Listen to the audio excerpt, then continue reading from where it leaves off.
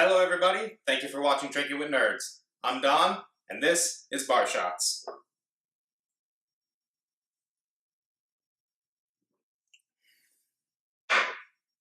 It is the 31st century, and mankind is once again at war. This is how most of the technical readouts for the setting Battletech begin. It's often how most of the novels begin too.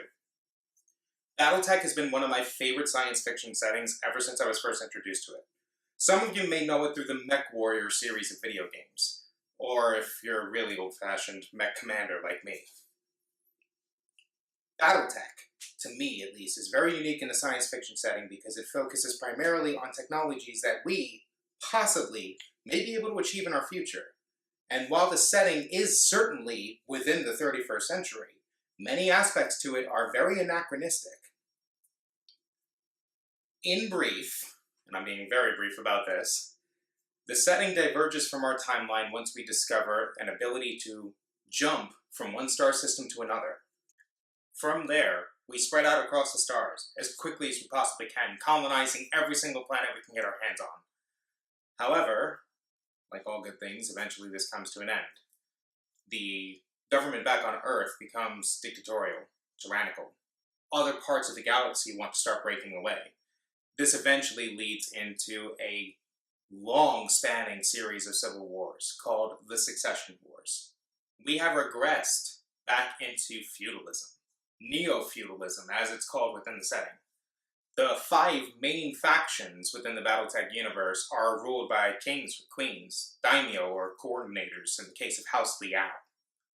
The 5 great houses constantly circle around Earth, watching, waiting for the day that one of them will finally be able to beat out all of their competitors, unite the entirety of humanity under their banner, and claim the known galaxy for themselves. This little disagreement between them over who actually gets to wear the crown has led to hundreds of years of war, to the point where many of the advanced technologies that allowed humanity to go so far out into the stars to colonize them are now being lost.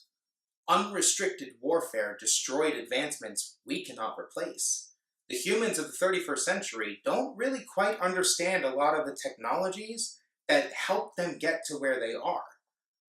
Medical marvels are forgotten about, or people don't understand why they work anymore. Factories that produce massive amounts of industrial output either stop working, or people just know that if you push this button and you feed this type of material into it, it makes this thing, but we don't understand how or why, and if we lose this, it's gone forever.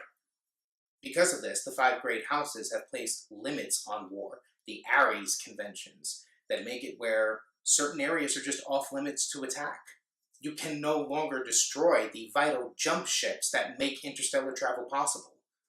War becomes more ritualized, formalized, and at the center of all of this is the iconic Mech Warrior, a pilot of a 20 to 100 ton giant walking tank.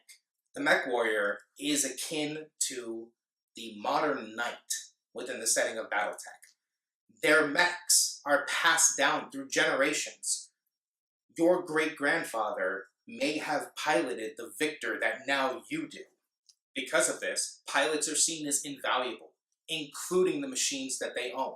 More often than not, combatants will try and disable battle mechs rather than destroy them because the technology behind them is too precious to lose. The pilots themselves are the pinnacle of human warriors. Losing one would be devastating, so like knights of old, or more often than not, they are captured and ransomed. There are freelance mercenary companies that sell their services to the highest bidder, and each of the 5 great houses is constantly looking for a way to gain an advantage over one of their foes, seize a handful of planets, and slowly grow their borders.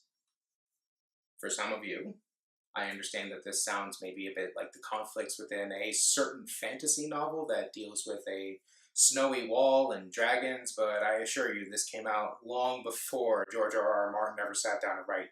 Battletech itself can be experienced in multiple ways. Battletech is actually a tabletop game, a miniatures war game, where you act as the commander of a small group of forces, including battle mechs, tanks, infantry, aerospace fighters. and you and another player, or several, go against one another to try and achieve a certain objective, hold a certain amount of ground for a certain amount of time, or destroy a particularly important enemy piece. However, throughout the years, Battletech has expanded to be much more than just a simple war game.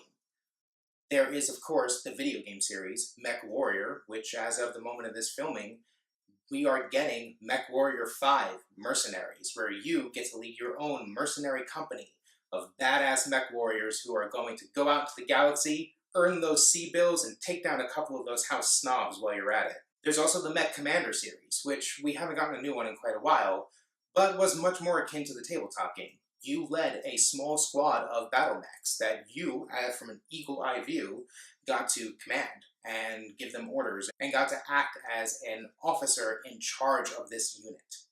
The most recent video game that's come out for it would be Mech Warrior Online by Piranha. I have had mixed in feelings about it. Personally, there are some things that I love. Seeing these machines that before were just horribly pixelated graphics brought to life in such a vivid and beautiful way is quite amazing. But if perhaps the games are not up to your liking, there is an actual tabletop version of Mech Warrior called A Time of War.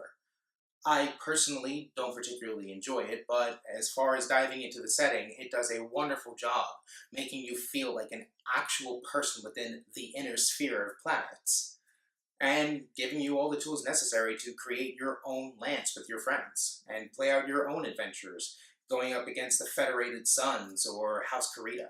If reading is perhaps more your style, there are dozens and dozens of Battletech novels, lots of them written by very accredited science fiction authors. Some of my favorite are by Michael A. Stackpole, who some of you may know has written a bevy of books for other settings, but most particularly for Star Wars, where he did a lot of work on the X-Wing series. However you choose to engage with it, I personally recommend Battletech. If you're at all a fan of the idea of these giant walking tanks being used by people who have 13th century mindsets, if you like the idea of a galaxy torn apart by war and also anachronism, where people will live in cities powered by massive geothermal generators, but also still use simple heavy plows in order to tend to their farms. If you like the idea of house politics played large, where 200 planets are what's at stake, and if you get further into it, there are even invaders from beyond the stars that threaten all of the stability of the inner sphere, check out Battletech. I promise you, you will not be disappointed. I'm Don, this has been Bar Shots, and I'll be toasting to you next time.